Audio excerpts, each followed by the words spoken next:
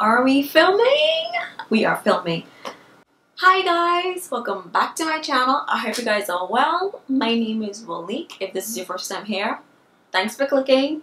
And we usually make videos about hair, but today we're making a video about my whole experience and the fashion industry in London.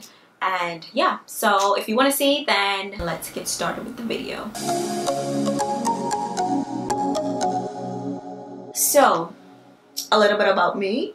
I know most of you guys actually know me from my hair videos, my hair tutorials, but in real life I'm actually a fashion buying and merchandising graduate, and I actually graduated from London College of Fashion, which is in obviously London, England. I've been working in fashion. So with that being said, let's get started. Now, if you guys know anything about fashion, if you know anything about like studying fashion, UAL, University of the Arts London, is like the top school in the world, and London College of Fashion is actually a part of UAL. So that being said, you would know that going to these top schools comes with pressure, it comes with expectation, it comes with a lot, you know, but on the flip side, it comes with a lot of opportunities, and if you want it to work for you, it'll work for you. And I think that goes across the board with everything. But these are just some tips that I kind of learned navigating the whole fashion space and being black in fashion, being in a new climate, a new country. So my first tip, y'all, is your difference is literally your power. Like, it's okay to be different.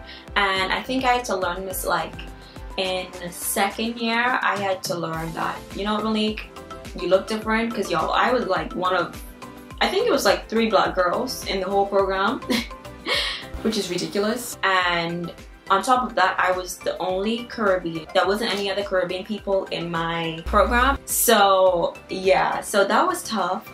Just imagine growing up on an island like the Bahamas, where it's predominantly black, and you take a girl at 18 from an island and you just dump them in the heart of London. Multicultural city, millions of people, fast-paced, and the exact opposite of island life. Culture shock is an understatement. So that was tough. It's just straight up, it was tough. But in like second year of university, I kind of realized that, girl, Wilnique, your difference is honestly your power. Like, it got to the point when I would even open up my mouth on a train, people would be stopping me like, oh, where are you from? Oh, you're from the Bahamas? Oh my goodness, what are you doing in London? I'd be like, oh, I'm studying fashion. Oh my goodness. So what are you doing in fashion? What school are you going to? London College of Fashion. And like, conversations would just spark from there. So that leads me to my another point. Don't look down on small internships. Try to rack them up, girl. Try to get as much internships as you possibly can. My first internship I did for like 6 months, 6 or 7 months, and it was at a buying office, and it wasn't paid, but they paid for my travel and my lunch. So, you know, I was just like, fair enough, I'll do it. And I did it like, I think I did it one day out of the week. Yeah, I did it on Wednesdays when I didn't have any classes. So it kind of worked out perfectly in that way. And I learned the ins and outs of buying side of fashion, how to run a fashion business. Like, just literally, I was a sponge and I just soaked up as much as I possibly could. Yeah, and in my second year, I was just like, okay, cool. You know, I think I've gotten what I needed to get. And I was able to actually get jobs that actually paid more. And, you know, I was able to have a little bit more financial freedom. But for the first 6 months, y'all, I think it's worth the sacrifice. It's worth just having an internship on your resume. It's just worth the sacrifice. And I feel like if you're gonna take an unpaid internship, though, be careful. Don't let companies exploit you, because fashion is known for that. And I don't know why, but yeah, don't let these companies exploit you. Don't let these companies take advantage of you. And if it's going to be unpaid, at least let them pay for your travel and let them pay for your lunch. And I only did mine one day of the week. So, you know, it wasn't like I was going there every single day. If I wanted to do more hours, then I could have, but it was always up to me. You know what I mean? And I was such a blessing. But yeah, I got really blessed with that one. So the third thing is it's okay to be multidimensional. Now, when I say multidimensional, I mean like it's okay to fill different roles. And I think I used to feel kind of bad for not being like one role. Like I was never just a fashion buying student, you know, like I was crunching numbers in Excel spreadsheets, doing the accounting, like merchandising. I was the stylist and I was the model. Like I would actually model the projects or, you know, be the face of the brands if we were pitching or if we were, you know, doing a project. Like I would be in front of the camera, and then when we're editing the project and writing up our reports, I would be doing that too. So, but I think it helped though. Like it helped me to be a little bit more flexible and versatile.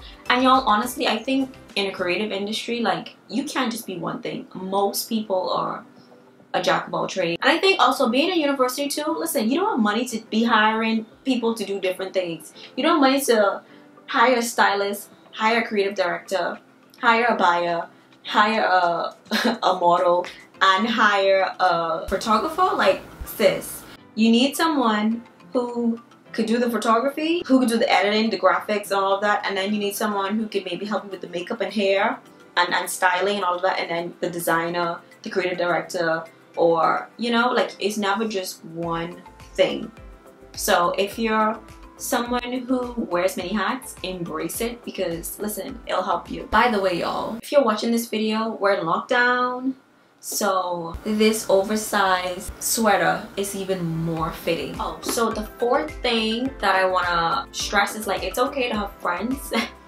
I know fashion, it can be very catty, and if you're like me, I'm not interested in like the gossip and the drama and the cattiness. That was never my style or my vibe. I don't have energy for that, but it could be like that. So, but like it's okay to like have friends, it's okay to have camaraderie. Like not everything is a competition, y'all. And I think going to like world-renowned schools, you're in a competitive environment, and everybody is like, oh, what did you get on this? Oh, what are you doing for this project? Oh, how did that interview go? Or did you get the job? It's never ending. So if you find, first of all, be friendly, because you never know who you're gonna need in the industry, or you just never know where you're gonna end up. And two, create an environment where it's just good vibes. Like if you're doing a project, if you're on set, let that set be filled with good energy. Leave the drama at home. When you have good vibes, you create better art. So always remember that. If the vibes is good and everybody energy is on point and you're there, you show up to work and to create, then your art can't help but be fire, literally. So that's that on that. Actually, that leads me into my last point. Be kind, be genuine. Oh my gosh, in this industry, y'all, especially if you're working in sales or even if you're working in head office, being kind and genuine actually goes a long way. I think like my favorite place to work was actually in Carnaby Street. If you know London, Carnaby Street. So like I worked in one of the shops in Carnaby Street, and the reason it was my favorite is because like it was family oriented. If you know London, Carnaby Street, most of the stores are actually very compact and small. So the teams are smaller, and it's just like a more intimate environment.